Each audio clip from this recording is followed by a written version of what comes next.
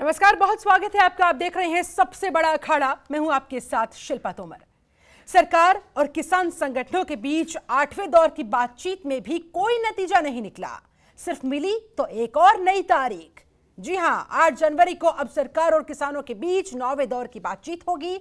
आज ये निष्कर्ष निकला है। किसान आंदोलन के 40 दिन हो चुके हैं, लेकिन अब तक तीनों कृषि कानूनों पर कोई समाधान नहीं निकल पाया।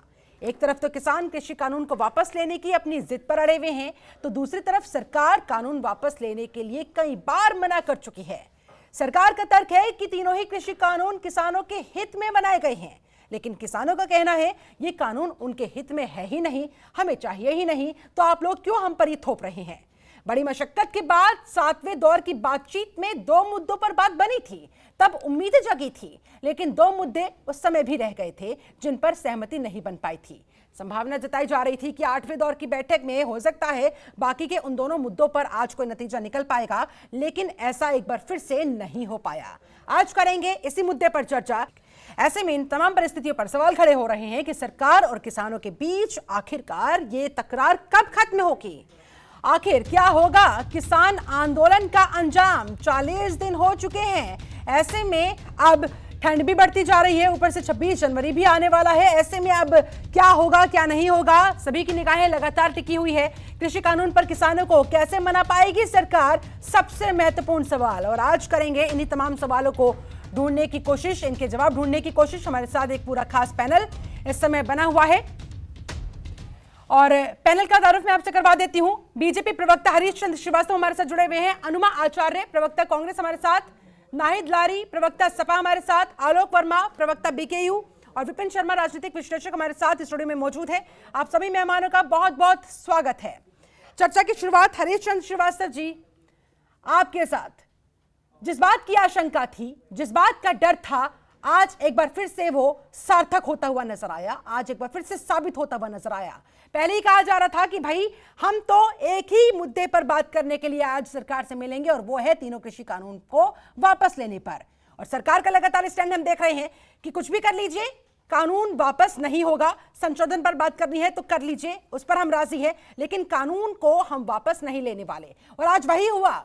इसी मुद्दे पर आकर पैच पूरी तरह से फंस गया कि 7वें दौर के बाद जो डेवलपमेंट हमने देखी थी, आज वो भी एक तरीके से शून्य होती हुई नजर आई। अब आगे क्या हरीश? देखिए, माननीय कृषि मंत्री जी का जो आपने प्रेस का जो उन्होंने प्रेस को बोला वो आपने सुनाया, और किसान यूनियन के नेता श्री राकेश टिकैत जी का भी बयान आपने सुनाया। दोनों बयान सकारात्मक ही हैं। माननीय कृषि मंत्री जी ने कहा कि हम एमएसपी पे भी चर्चा हुई और जो कृषि बिल हैं जिसको लेकर के किसान यूनियन का उसकी वापसी को लेकर के एक तरह से कह सकते हैं कि एक अड़ियल रवैया बना हुआ, उसको लेकर भी चर्चा हुई। और राकेश टिकैत ने भी बात कही कि चर्चा हुई है, 8 तारीख को हम लोग फिर बैठेंगे। अब जिस अड़ियल रवैये का जिक्र कर रहे हैं, ये तो पहले से पता था, तो आपने क्या उस हिसाब से अपना प्लान नहीं बनाया था? ये तो पूरा देश जान रहा था कि किसान क्या बात करने वाले हैं या फिर किस मुद्दे पर आप लोगों को घेरने वाले हैं, जिससे पीछे नहीं हटने वाले हैं। नहीं वो ठीक है। तो सरकार के जो प्रतिनिधि हैं, माननीय कृषि मंत्री जी, आदरणीय पीयूष गोयल जी, ये दोनों लोग चर्चा कर रहे हैं। उन किसान यूनियन के नेताओं के साथ वार्ता हुई है, बहुत सारी चर्चाएं हुई होंगी। और आगे जब 8 तारीख को ये लोग 2 बजे फिर बैठेंगे, तो जैसा माननीय कृषि मंत्री जी ने ये आशा व्यक्त की है कि उस दिन हम लोग किसी समाधान पर पहुंचेंगे, तो निश्चित रूप से सरकार समाधान किसानों की समस्याओं के समाधान के लिए पूरी तरह से कृत संकल्पित है और उस दिशा में सरकार का प्रयास भी पूरी तरह से सकारात्मक है जी। और जैसा कि राकेश टिकैत जी ने ये बात कही है, तो मुझे ऐसा प्रतीत होता है कि जब भी 8 तारीख को ये वार्ता होगी, इसका कोई न कोई समाधान सामने आएगा, कोई ना कोई समाधान सामने आएगा। बार बार वही बात, बार बार वही सेंटेंस, बार बार वही आशाएं, बार बार वही उम्मीदें, लेकिन हर बार उम्मीदों को लग रहा है झटका। आलोक वर्मा, 4 घंटे तक आज बातचीत हुई तकरीबन, नतीजा क्या निकला? एक और नई तारीख।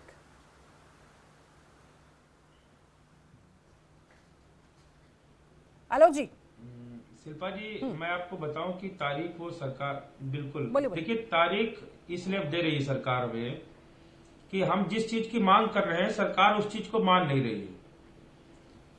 सरकार बार बार हमें बिल के फायदे बता रही है और किसान संगठन और किसान यूनियन इस बात पे बात करने को तैयार है कि आप 3 बिल ये वापस लो, एमएसपी पर कानून बनाओ।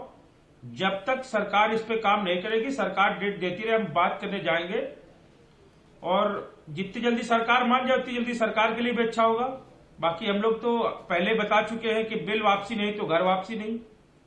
आलोक जी, जरा विस्तार में बताएंगे आज की इस बैठक में हुआ क्या? 2 मुद्दों पर आप लोगों को बात करनी थी, एक एमएसपी का मुद्दा और एक तीनों कृषि कानून को वापस लेने का मुद्दा। लेकिन पहले बात कही जा रही थी कि एमएसपी को लेकर चर्चा होगी, उस पर कोई ना कोई निष्कर्ष, कोई ना कोई हल निकालने की कोशिश होगी। उस पर ज्यादा विस्तार से बात हुई या फिर सीधा पॉइंट आकर इसी मामले में फंस गया कि भाई हमें एमएसपी भी छोड़िए, हमें तो ये तीनों कृषि कानून बस वापस कर दीजिए? देखिए, मैं आपको बताऊं कि सरकार से सबसे पहले बात हुई थी 3 बिल पर। सरकार से जब हम लोगों ने कहा कि भाई ये 3 बिल है, आप इनको वापस लीजिए, हाँ। तो सरकार ने कहा कि आप इस पे पॉइंट वाइज बात कर लो।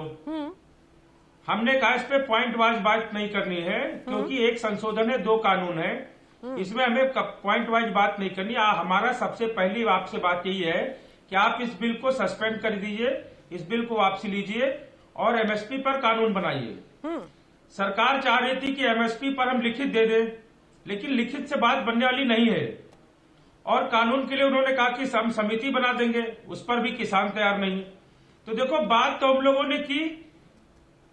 हाँ। सरकार बात करने का एक तरीका ढूंढ रही थी कि हम लोग इस पे समिति बनाने पे सहमत हो जाए और इसको हम अपना आंदोलन वापस ले लें। लेकिन वहां पर किसानों ने एक मत में कहा कि आप तीनों बिल वापस लीजिए, एमएसपी पर कानून बनाइए, तभी बात बनेगी। तो एमएसपी पर कानून तो बनाने को लेकर सरकार ने क्या कहा? हमें समय दीजिए। तो हमने कहा भाई ठीक है, आगे समय ले लो। किस चीज के लिए समय मांगा जी? सरकार ने किस चीज के लिए समय मांगा? किस मुद्दे के लिए समय मांगा? एमएसपी को लेकर या तीनों कृषि कानून को वापस लेने को लेकर? करना बिल्कुल सरकार नहीं, दोनों चीजों के लिए कहा उन्होंने, दोनों चीजों के लिए कहा कि हमें इसके लिए समय चाहिए। तो हम दोनों के बीच में बैठक में बात होगी कि 8 तारीख को भाई बैठ लो, 8 तारीख तक सरकार समझ जाए। अब ऐसे में अगर 8 तारीख को भी यही तमाम चीजें रिपीट होती हुई तो फिर एक और तारीख निकलेगी, फिर एक और दिन बैठिएगा, फिर एक और दिन बातचीत होगी और एक और निष्कर्ष फिर यही निकलेगा जो आज निकला है। विपिन शर्मा।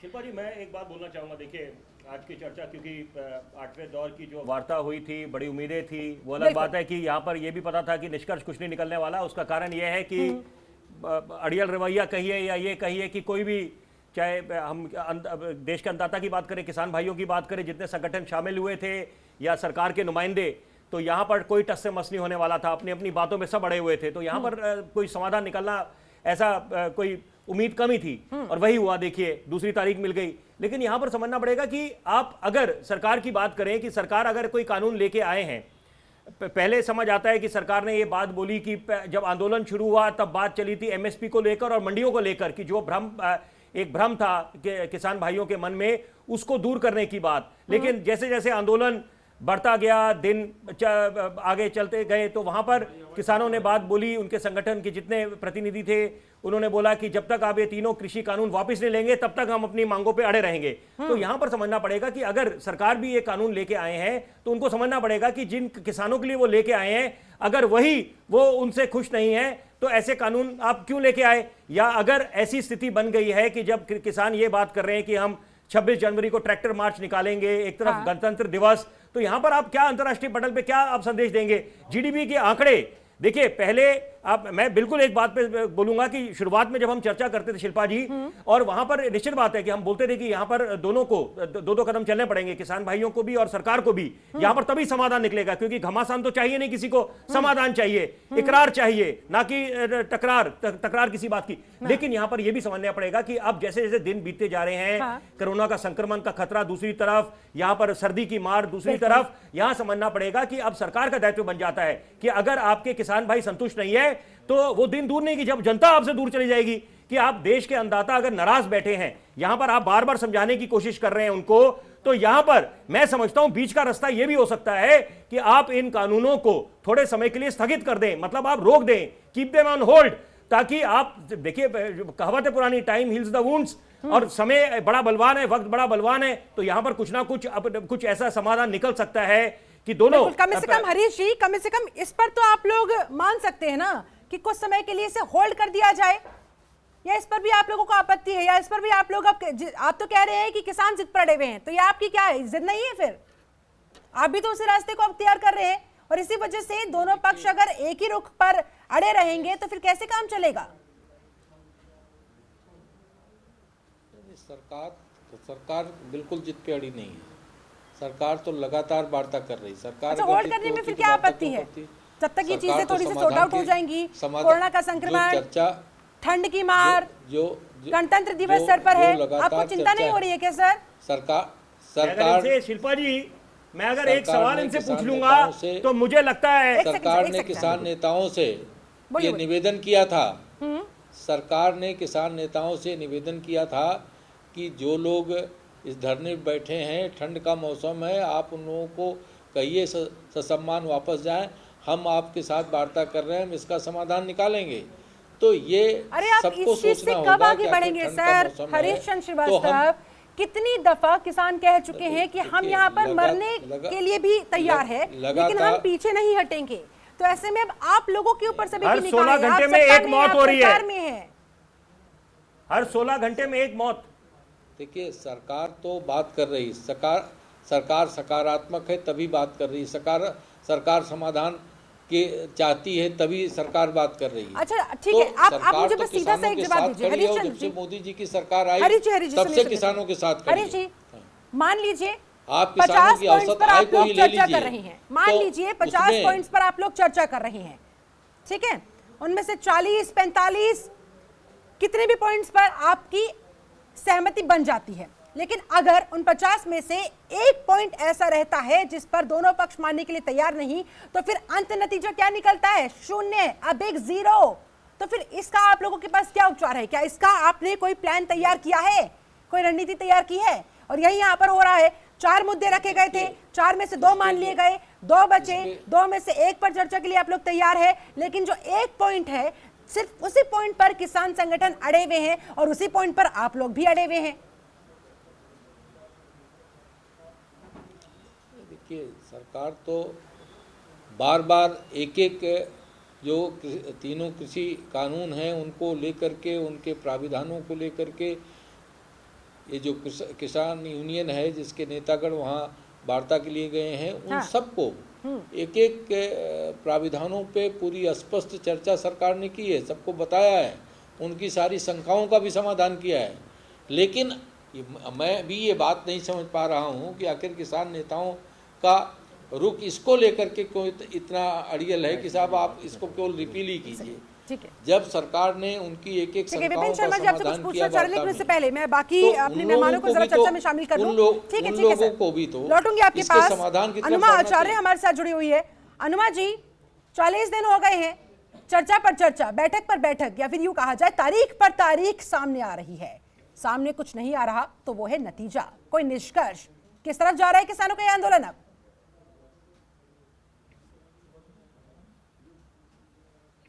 मुझे लगा आप भी सरकार की तरह तो नहीं हो गई है कि बिल्कुल ध्यान ही नहीं दिया आपने। मैं ये कहना चाहती हूँ आपसे शिल्पा जी, आपने भी देखा, मैंने भी देखा कि नरेंद्र सिंह तोमर का चेहरा हमने देखा, संवेदनाहीन, भावना शून्य चेहरा, जैसे तर्क की शक्ति उनके पास है ही नहीं। वो तो मुझे कठपुतली की तरह लगते हैं कि भाई आज जितनी बात करना है उतनी ही करेंगे।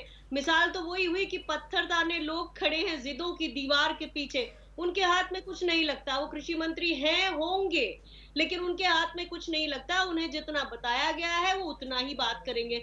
अब कोई ऐसा इंटेलेक्चुअल सवाल तो है नहीं, सबको मालूम है किसानों की क्या मांगे हैं, वही किसान मांग रहे हैं, पहले दिन से वही मांग रहे हैं। तो ये जो अड़ियल रवैया है ये यही बताता है कि सरकार से कोई इंटेलेक्चुअल बात ना करो, कोई बात नहीं, वो तो उनसे होती नहीं। लेकिन ये कानून जो उन्होंने आनन फानन में बनाए हैं, इनके ऊपर अगर वो पीछे नहीं जाते हैं, तो क्या वो किसानों के किसी तरह से किसानों की का ध्यान रखते हैं? क्या देश के किसानों की उनके लिए कोई अहमियत है? और मुझे तो ये लगता है कि जो हमने सुना है, देखिए आप सबने भी शायद सुना हो कि जो अडानी एग्रो लिमिटेड है उसको 2016 से कॉन्ट्रैक्ट दिया है स्टोरेज का, और साथ में उसमें जो इन्फ्लेशन से बचने के भी क्लॉज उसमें दिए हैं, रखे गए हैं, और 30 साल का कॉन्ट्रैक्ट है। आप ये समझिए कि ये जो सरकार का जो कदम है कितना सोचा समझा है कि जो कॉर्पोरेट है उनको पहले से ही स्टोरेज का भंडारण का कॉन्ट्रैक्ट दे दिया है 30 साल के लिए। किसानों के साथ ऐसा कोई समझौता क्यों नहीं हो सकता था? और किसान तो बड़ी छोटी सी चीज कह रहे हैं कि भाई ये जो नियम, ये जो कानून आपने बना डाले हैं हमारी सलाह सुझाव के बगैर, इन्हें आप रिपील करिए। तो ये तो पहले दिन से सबको मालूम है, 40 दिन हो गए, 60 लोगों के बलिदान हो गए। क्या सरकार इतनी क्रूर है कि जिसको, और देश के तो वैसे भी आप जानती हैं शिल्पा जी कि पूरा देश दो खेमे में बटा हुआ है इस समय। सरकार का जो विरोध करते हैं, अगर पढ़े लिखे लोग हैं, छात्र हैं, तो उनको अलग अलग तरीके के नामों और डेफिनेशन से पुकारा जाता है। तो सरकार किसके फेवर में है यही नहीं समझ में आ रहा है। सरकार अगर इतना आंकड़ेगी तो लोकतंत्र कहाँ है? चलिए ठीक है। नाहिद लारी, क्या आपको समझ में आ रहा है कुछ? क्या आपको कुछ दिखाई दे रहा है रास्ता? क्या आपको लग रहा है कि आंदोलन किस तरफ जा रहा है? देखिए शिल्पा जी, किसान आंदोलन में 50 किसानों की जानें चली गई हैं और अनेकों किसानों ने सरकार की बेरुखी के कारण आत्महत्या कर ली है। सैकड़ों किसान बीमार हैं और मौसम का प्रकोप, कड़कड़ाटी ठंड और बारिश में जो है 40 दिन से किसान दिन रात सड़कों पर आंदोलित हैं। हम सब ये सोच रहे थे कि मोदी जी का दिल ये सब देखकर पसीजा होगा और शायद आज की बैठक में वो स्वयं शामिल होंगे और इस काले कानून को वापस लेंगे और एमएसपी को लीगलाइज करेंगे। लेकिन ढाक के 3 पात, वही पुराने सरकारी नुमाइंदे। आज मैं एक चैनल पर देख रही थी, तोमर जी ने मीटिंग के बाद बयान दिया कि कुछ भी करने और सोचने के लिए वो स्वतंत्र नहीं है। तो मेरा सवाल ये है कि ऐसे बंदिश वाले सरकारी नुमाइंदे आखिर क्यों जो है बैठकों में शामिल हो रहे हैं? इनको बैठकों में बैठने का क्या औचित्य है? आप ये बताएं कि मैं ये समझ रही हूँ कि इसीलिए तो 7 बार से जो वार्ता हो रही है वो बेनतीजा हो रही है, क्योंकि तोमर जी तो स्वयं कह रहे हैं कि उनको सोचने और करने की स्वतंत्रता नहीं है।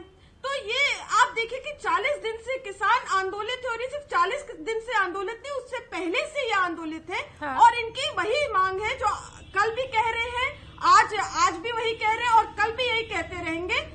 कल से मेरा मतलब है कि चाहे उन्हें 1 साल कहना पड़े कि एमएसपी लीगलाइज करे और ये काले कृषि कानून को वापस ले सरकार। लेकिन सरकार अपने अड़ियल रवैये से बाज नहीं आ रही है, ये टस से मस नहीं हो रही है। सरकार अपने अड़ियल रवैये से बाज नहीं आ रही है। कोई भी उधर किसान संगठनों के ऊपर भी आरोप है कि भाई किसान संगठन भी तो मान नहीं रहे। जब सरकार पिछली बैठक में 50% रजामंदी दे दी थी सरकार ने, बिजली और पराली को लेकर सब बात हो गई थी, लेकिन ऐसा कुछ होता हुआ नजर नहीं आया। जी बोलिए विपिन शर्मा। मैं देखिए एक बात बोलना चाहूंगा, बिल्कुल मैं देखिए बात दोनों पहलू मैं लेना चाहूंगा सिक्के के, कि यहाँ पर बिजली और पराली को लेकर वो उस पे एक रजामंदी होगी थी। यहाँ पर आप 50% आपकी बातें मान ली थी, लेकिन अगर एक बात है यहाँ पर कि अगर हम एक बात पे अड़े रहे, बोले नहीं तीनों कृषि कानून को वापस लें, अगर देश का अन्नदाता ये बोले कि आप एमएसपी को कानून बनाइए, वो बात बिल्कुल गले उतरती है, समझ आती है। और साथ में आप बोल रहे हैं कि जब भंडारण की जो सीमा खोल दी है उसको लेकर अंदेशा जताया जा रहा है, आवश्यक वस्तु अधिनियम, उसको मैं बिल्कुल सहमत हूं किसान भाइयों के साथ। अगर उस कानून को वापस ले लिया जाए तो मुझे लगता नहीं कि उससे सरकार को परहेज होना चाहिए। लेकिन यह कहना कि तीनों आप कानून वापस ले लें, तो यहां पर आप कैसे समाधान निकाल पाएंगे? आलोक वर्मा जवाब दे। आलोक वर्मा जल्दी से जवाब दे, मुझे ब्रेक पर जाना है, फिर जल्दी से जवाब दीजिए। कैसे फिर समाधान हो पाएगा? देखिए शिल्पा जी, मैं आपको बताऊं कि ये जो 3 कानून आए हैं, आप इनके बारे में ये देखो, हरीश चंद्र श्रीवास्तव जी है या आप ही, भाई जो 3 कानून बनाए गए किसानों के लिए बनाए गए। आप किसानों का भला करना चाहते हो, अच्छी बात है, लेकिन किसानों का भला करने से पहले आपको किसानों से राय लेनी चाहिए ना। आप किसान को बताओगे कि नहीं बताओगे कि हम आपका इस फार्मूले से गुणा भाग करके तब आपकी आय दोगुनी करेंगे? फार्मूला कोई बताया नहीं जा रहा है, सरकार के पास कोई अस्थायी समाधान नहीं। मैं शिल्पा जी मैं बता रहा हूं, वो सिर्फ बिल के बारे में बता रहे हैं, लेकिन इस बिल से किस विधि से और कैसे किसान की आय दोगुनी होगी, कैसे फायदेमंद है, ये कोई नहीं बता पा रहा है। आप ये बताओ, सुनिए, अगर आपको एमएसपी पे आश्वस्त कर दिया जाए, वो कानून बन जाए, उसके साथ साथ आपको जो पराली और बिजली के मामले में आपको संतुष्ट कर दिया है, और साथ में भंडारण की सीमा जो खोल दी है, जो उसको लेकर अंदेशा जताया जा रहा है, अगर वो कानून वापस ले लिया जाए तो क्या आप आंदोलन खत्म कर देंगे? बताइए। ये कहना, ये देखिए, ये तो बीच का रास्ता निकालना पड़ेगा। बार बार यहाँ पर अगर सरकार ज्यादा कदम चल रही है तो आपको लगता नहीं कि दोनों पक्षों की तरफ से चलिए। हरीश चंद्र श्रीवास्तव, बार बार मैं आपसे एक ही सवाल पूछ रही हूं कि कैसे निकलेगा समाधान, कैसे होगी आगे की बातचीत, कैसे कोई बीच का रास्ता निकालते हुए इस आंदोलन को खत्म किया जाएगा। लेकिन क्या आपको ये 40 दिनों से हम लगातार चर्चा कर रहे हैं, क्या आपको नहीं लग रहा है अब कि भाई ये जो कानून आप लेकर आए हैं, इस कानून का इतना फायदा तो शायद किसानों को होगा भी नहीं जितना उनको इस समय नुकसान होता हुआ नजर आ रहा है? सर, तकरीबन 60 किसानों की जान जा चुकी है। आप समझ रहे हैं इस बात को, मामले की गंभीरता को आप समझ रहे हैं? देखिए, भारतीय जनता पार्टी के आदरणीय मोदी जी की और न सरकार, सिर्फ किसानों को, एक सेकंड में माफी के साथ आपको रोकना चाहूंगी, न सिर्फ किसानों को बल्कि खुशहाली और देश को, समृद्धि के लिए देश काम की आम करती जनता को, देश की अर्थव्यवस्था को झटके पर झटका मिलता जा रहा है। एसोचैम फिक्की ने बड़े बड़े आंकड़े गिना दिए, जानते होंगे आप बखूबी। देखिए इसके पीछे कहीं न कहीं जो विपक्षी दल हैं, ऐसे समाजवादी पार्टी की नाहिद लारी जी बोल रही थी, जैसे इनके नेता कंफ्यूज्ड हैं, वैसे नाहिद लारी जी जो बात कह रही थी, वो ये लोग भी खुद भी भ्रमित हैं और जनता को भ्रमित करने की कोशिश करते रहते हैं। तो कहीं न कहीं हेलो, कहीं न कहीं ये जो विपक्षी दलों का ये जो किसान आंदोलन के रास्ते कोई राजनीतिक स्पेस खोजना चाहते हैं, इनके कारण ये समाधान तक नहीं पहुंच पा रहे हैं किसान नेता।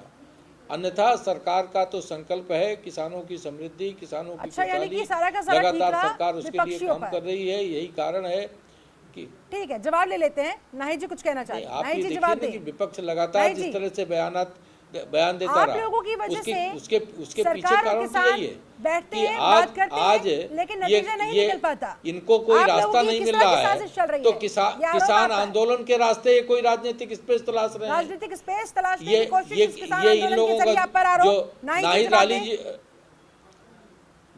नाहिद लारी जी जो बोल रही थी, आप उसको रिकॉल कर लीजिए, अभी क्या बोल रही थी।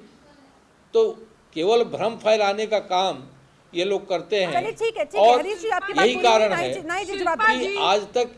बोलिए शिल्पा जी। देखिए, जो किसान कह रहा है वही विपक्ष कह रहा है, क्योंकि किसानों के साथ समाजवादी पार्टी हमेशा से खड़ी थी और खड़ी रहेगी, चाहे हम सत्ता में रहें चाहे विपक्ष में रहें।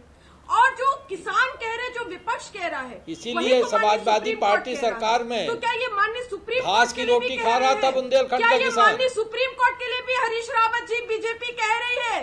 क्या बीजेपी कहना चाह रही कि माननीय सुप्रीम कोर्ट भी गलत कह रही है? आप देखिए कि माननीय सुप्रीम कोर्ट का सजेशन जो था वो देश, आप सुप्रीम कोर्ट को कहां से बीच में ले आए? सरकार नाहिद लारी जी, आपने जो अपना बयान दिया था उस पर कायम रखिए। आपका बयान रिकॉल कर लिया जाए। आप बताइए कि आप क्या बोल रही थी। इस तरह से मैं डिबेट नहीं कर पाऊंगी। और समाजवादी पार्टी सरकार में उत्तर प्रदेश के बुंदेलखंड का किसान घास की रोटी खा रहा था। इतने आप किसान ऐसी थे। हरीश जी एक करके सर जी। नहीं जी बोलिए। देखिए जो माननीय सुप्रीम कोर्ट का सजेशन था वो देश हित, सरकार हित और किसान हित में उचित था। हाँ। कि कानून को होल्ड करें। हाँ। और सुप्रीम कोर्ट सभी लोगों की कमेटी बनाएगी। हाँ। लेकिन ये सोई हुई सरकार उनके सजेशन के बाद भी सोती रही। आप देखिए कि जब लोक और तंत्र में ठंड जाए तो जो बुद्धिमान तंत्र होता है वो लोकतंत्र को बचाने के लिए अपने अहंकार, अपने घमंड को छोड़ 2 कदम पीछे हट जाता है। लेकिन आप ये देखिए कि ये बीजेपी की जो सरकार है, अगर ये काले कृषि कानून को वापस ले लेगी तो क्या इनकी सरकार गिर जाएगी? बिल्कुल नहीं गिरेगी। क्या कोई नेशनल लॉस हो जाएगा? कोई नेशनल लॉस नहीं होगा। केवल एक लॉस होगा, वो होगा इनके पूंजीपति मित्रों को, जिन्होंने पहले ही जमाखोरी के लिए बड़े बड़े गोडाउन खरीदने शुरू कर दिए थे। तो केवल उनको लॉस होगा और कोई लॉस नहीं होगा। जिस तरह से आप देखिए कि मौसम विभाग मुसलसल अलर्ट कर रहा है कि उत्तरी होगी। बिल्कुल 7 जनवरी से और बारिश और कड़ाके की प्रचंड ठंड होने होगी। वाली है। बिल्कुल तो आप ये अंदाजा लगाइए कि अब इन्होंने ये वार्ता 4 दिन और बढ़ा दी है। तो क्या मोदी सरकार चाहती है कि अभी 15-20 किसानों की और जान कुर्बान हो? मतलब ऐसी स्थिति उत्पन्न हो जाएगी। और अब तो किसानों ने ये भी कह दिया है कि बहुत जल्द वो अपने आंदोलन में महिलाओं, अपने घरों की महिलाओं और लड़कियों को भी उतारेंगे। तो आप देखिए कि बीजेपी सरकार की जो स्थिति बद से बदतर होती हुई नजर आ रही है। क्या आपको नहीं दिखाई दे रहा? शिल्पा जी, ऐलान कर दिया गया है किसानों की तरफ से, बकायदा एक डेट शीट तैयार कर ली गई है किसानों की तरफ से, रोड मैप तैयार कर लिया गया है किसानों की तरफ से, ऊपर से 26 जनवरी सर पर है। देखिए सरकार ने, शिल्पा जी, सरकार बोलिए नहीं जी, जल्दी से कंप्लीट योरसेल्फ फास्ट। पिछली मीटिंग में भी बिल्कुल बोलिए नहीं जी, उसके बाद मुझे जवाब लेना होगा। महिला विरोधी पूर्व राष्ट्रीय अध्यक्ष शाह जी को महिलाओं और लड़कियों के लिए कह देंगे करंट लगाओ, तब फिर क्या होगा? वो तो फौरन कह देंगे, जैसी लड़कियां महिलाएं आंदोलन के लिए सड़कों पर बैठेंगी वो तो फौरन कह देंगे करंट लगाओ। चलिए हरीश जी जवाब दें। हरीश जी समझिए, बीजेपी सरकार ऐसे ही आप लोग अभी इन लोगों को टैकल नहीं कर पा रहे। जब बच्चे और महिलाएं भी सड़कों पर उतर आएंगे तब आप लोग क्या कीजिएगा? मैंने आपको पहले ही कहा, नहीं मैंने आपको पहले ही कहा कि इस पाप का दोषी विपक्ष है। ठीक है नहीं जी इसको हवा देना। प्लीज एक एक करके मैम, आपने खुद ही कहा था कि ऐसे डिबेट नहीं हो पाएगी। नहीं जी, आपने खुद ही कहा था ऐसे डिबेट नहीं हो पाएगी। चर्चा को आगे बढ़ाने के लिए ठीक है, एक एक विपक्षी करके दलों को इसका प्रायश्चित करने पड़ेगा, क्योंकि जिस तरह का पाप विपक्षी दल कर रहे हैं, जिस तरह से आज ये ठंड में किसान अगर ये इस कड़ाके की ठंड को पेश कर, इसके पीछे विपक्षी दलों का उसका उकसावा है, और उस उकसावे के लिए विपक्षी दलों को इसका प्रायश्चित करना चाहिए। इस पाप का भागीदार विपक्ष है। और आप नाहिद लारी जी जो बोल रही है, ये इस बात का प्रमाण है। नाहिद लारी जी की बात इस बात का प्रमाण है कि विपक्ष इसको उकसावा दे रहा है कि किसान इस ठंड में ठिठुर है। ये नाहिद लारी जी की बात इस बात का प्रमाण है।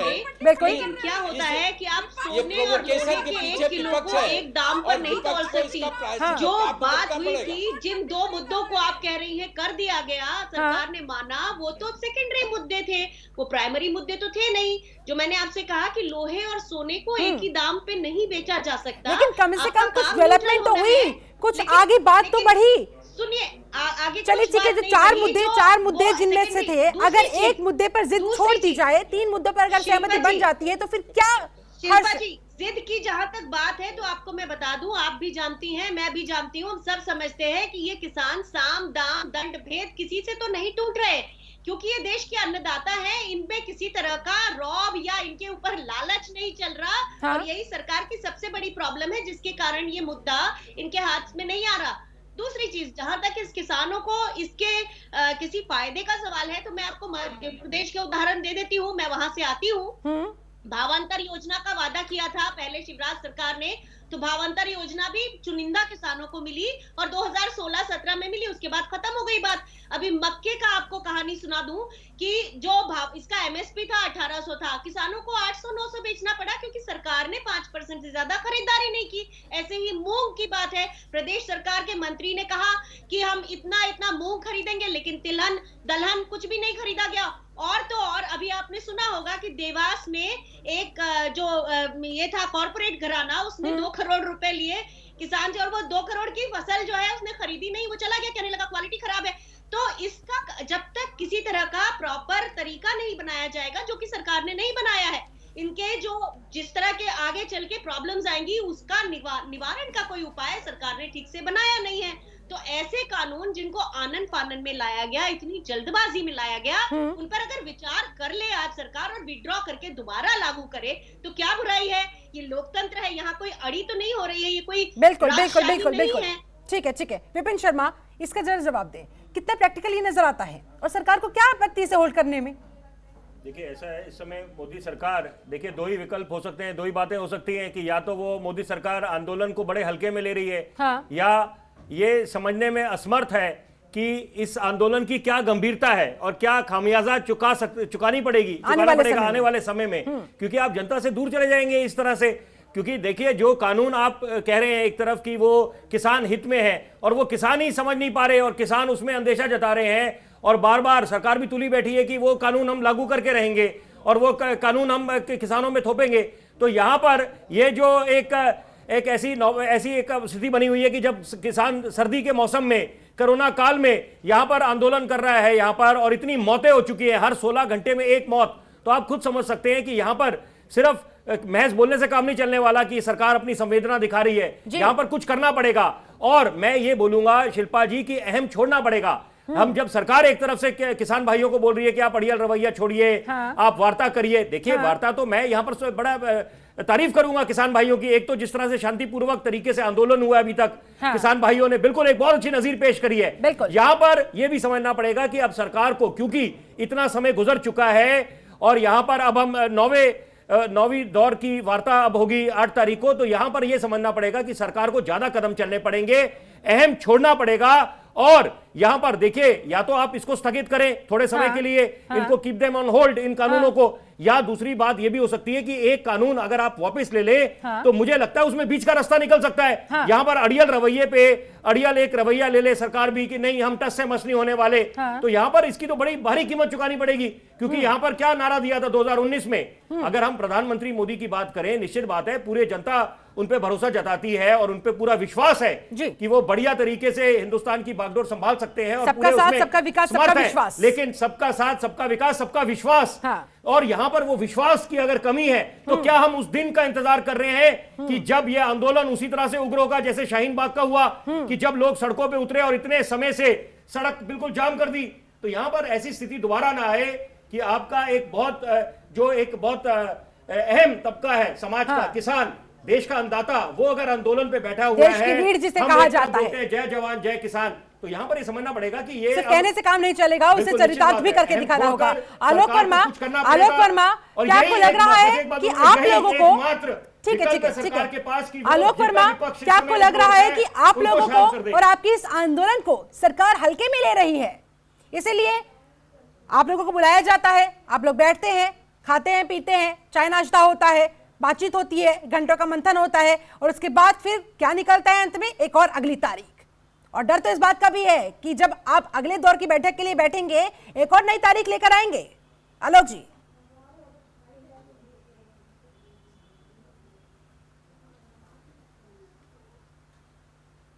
आलोक वर्मा,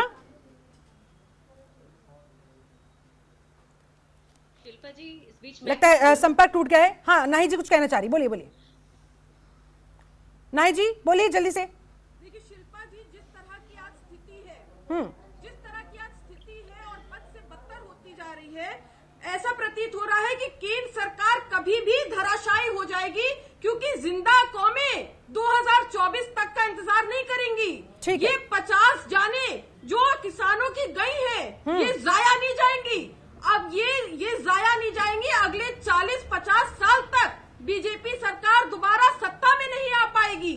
ठीक है, आप देखिए कि चौधरी चरण सिंह जी की अगर बात करें तो 78 में खुद की उनकी सरकार थी और गुजरात वासी मोरारजी देसाई पीएम थे, उन्हीं की पार्टी से थे, लेकिन उनकी सरकार किसानों के हित में जो कानून बना रही थी वो किसानों के हित में नहीं कर रहे थे काम। तो चौधरी चरण सिंह जी ने अपनी सरकार मैं अपने आप को रोक नहीं पा रहा इस समय। नहीं जी, मैं एक बात जरूर बोलना चाहूंगा। आप जिस बात का एक इस समय उदाहरण दे रही हैं या बोल रही है कि ऐसी नौबत आएगी, वो तो जब आएगी तब देखा जाएगा, लेकिन ये भी हमें इस बात का संज्ञान लेना पड़ेगा। देखिए कि किसान के साथ जो कर्ज माफी को लेकर छलावा होता है, किसान खुदकुशी करता है, तो उसकी भी रवायत रही है। उसके लिए सारी सरकारें जिम्मेदार हैं, जितने राजनीतिक दल हैं। तो ये कहना बड़ा आसान होता है, कहना बिल्कुल तमाम राजनीतिक दल इसके पीछे जिम्मेदार। अनुमा आचार्य, आपको क्या लगता है? सरकारें आती हैं, सरकारें चली जाती हैं, बदलती रहती है सरकारें, लेकिन किसानों की स्थिति जैसे ही बनी रहती है। किसानों की आत्महत्या के मामले कम होने का नाम नहीं लेते हैं। अनुमा आचार्य, ठीक है, एक एक करके सर। अनुमा आचार्य, थोड़ी देर पहले एक भाई ने कहा जय जवान जय किसान। आपको शायद मालूम हो कि 1 रैंक 1 पेंशन के लिए आज 2000 दिनों से ज्यादा हो गए हैं। जवान ये लड़ाई लड़ रहे हैं, पर जवान जो लड़ रहे हैं वो वेटरन है और उनकी संख्या बहुत ज्यादा नहीं है, इसलिए सरकार उनकी बात सुन नहीं रही है। तो सरकार इतनी ढीठ है कि ना जवान की बात सुनती है ना किसान की बात सुनती है। हम सब उनके लिए मार्केटिंग के प्रोडक्ट है।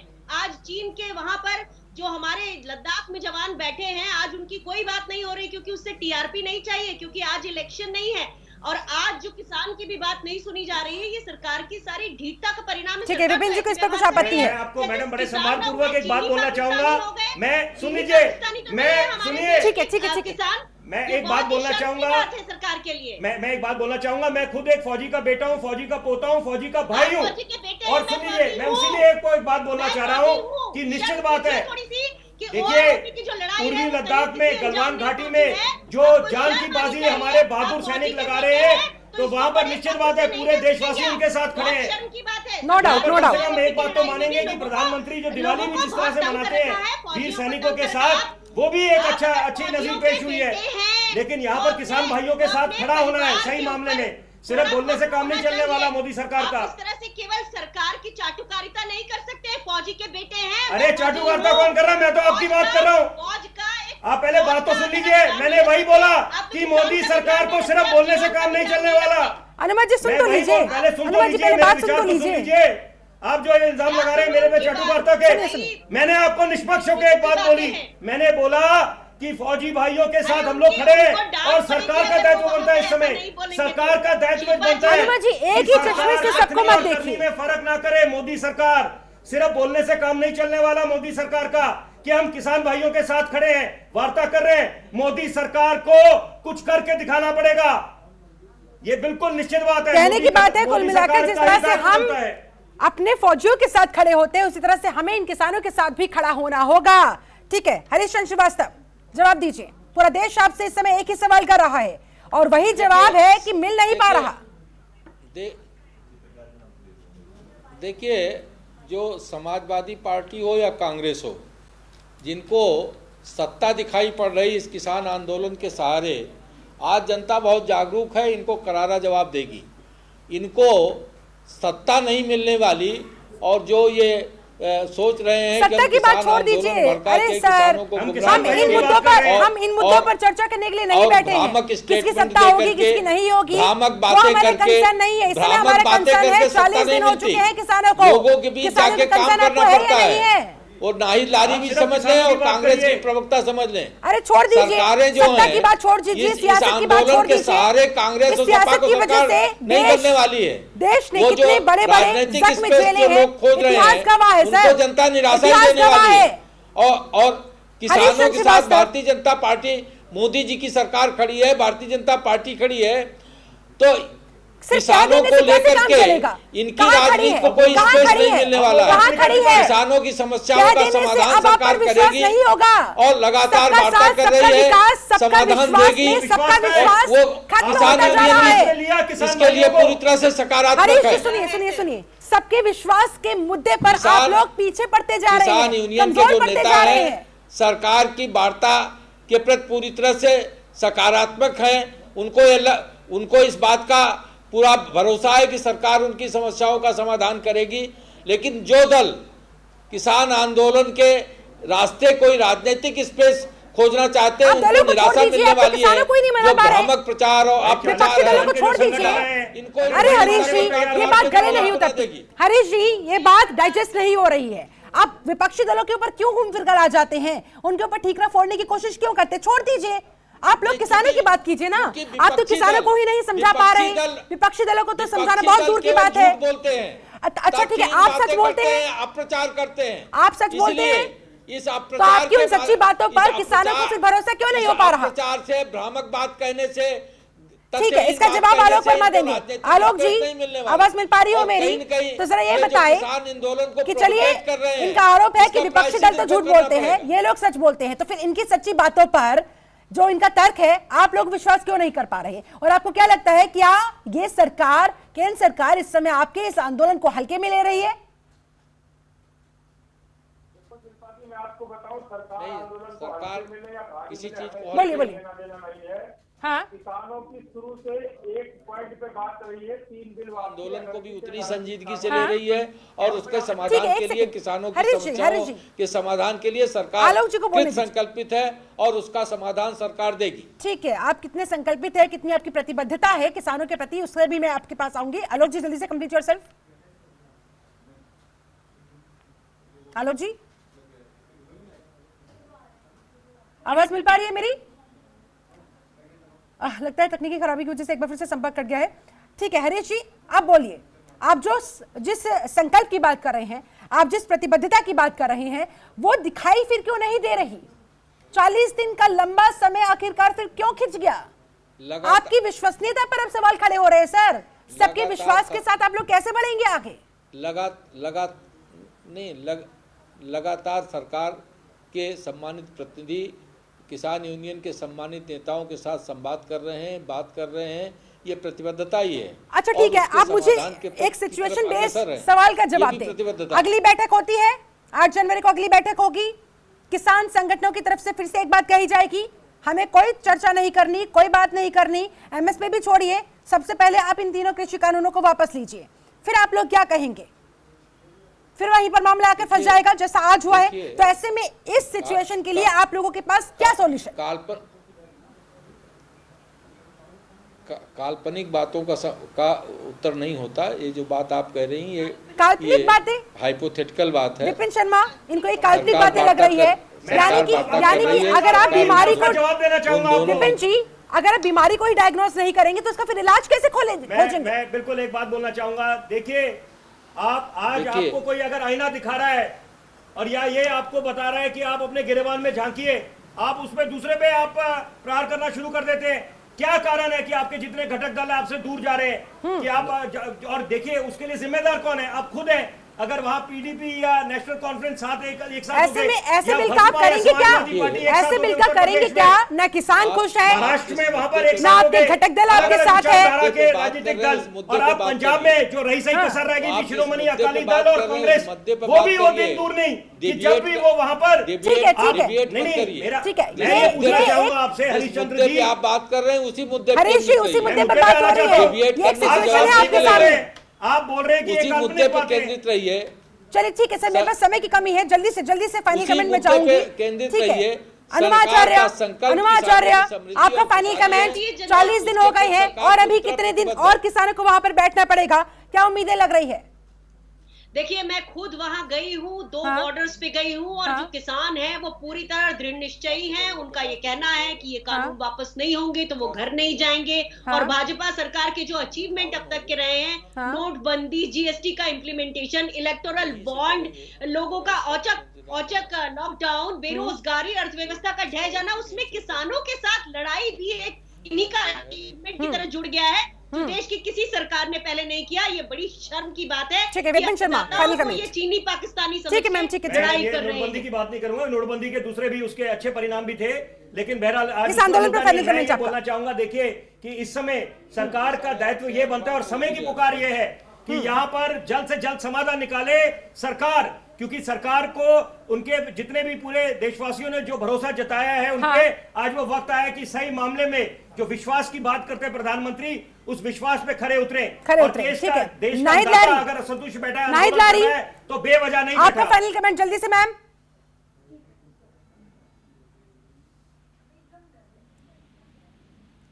आलोक वर्मा, आप हमारे साथ जुड़े हैं?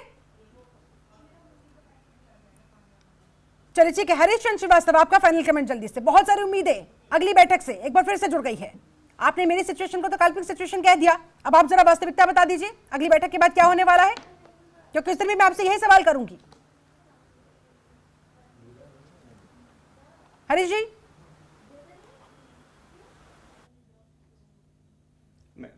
मैंने बताया ना कि सरकार किसानों की समस्याओं के निदान के लिए कृतसंकल्प है, और माननीय कृषि मंत्री जी ने कहा है 8 तारीख की वार्ता की डेट तय हुई है। मुझे पूरा भरोसा है कि 8 तारीख को इन समस्याओं का समाधान सुनिश्चित होगा। चलिए ठीक है, पूरा भरोसा है, उम्मीद पर दुनिया कायम है। देखने वाली बात होगी कि अगली बैठक के बाद क्या निष्कर्ष निकल पाता है। बहुत शुक्रिया आप सभी मेहमानों का मेरे साथ जुड़ने के लिए, बहुत बहुत धन्यवाद इस खास चर्चा में शामिल होने के लिए।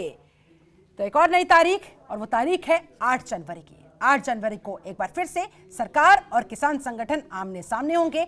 फिर से वही एक मुद्दा, सबसे बड़ा मुद्दा दोनों के बीच होगा और वो मुद्दा है तीनों कृषि कानून को वापस लेने का। सरकार ने कहा हम बिल्कुल नहीं लेंगे, किसान कह रहे हैं हम इसे वापस करवाए बिना घर वापसी नहीं करेंगे। ऐसे में देखने वाली बात होगी कि अगली बैठक के बाद सरकार ऐसा क्या फॉर्मूला निकालती है, ऐसी क्या स्ट्रेटेजी लेकर आती है ताकि इसका कोई रास्ता निकाला जा सके, या फिर अगली बैठक के बाद भी हमारे और आपके पास होगी एक नई तारीख। फिलहाल मेरे साथ इस खास चर्चा में बस इतना ही। आप बने रहे जनतंत्र टीवी के साथ। नमस्कार। खबरों के निष्पक्ष विश्लेषण के लिए सब्सक्राइब करें Jantantra TV and press the bell icon. Never miss any update.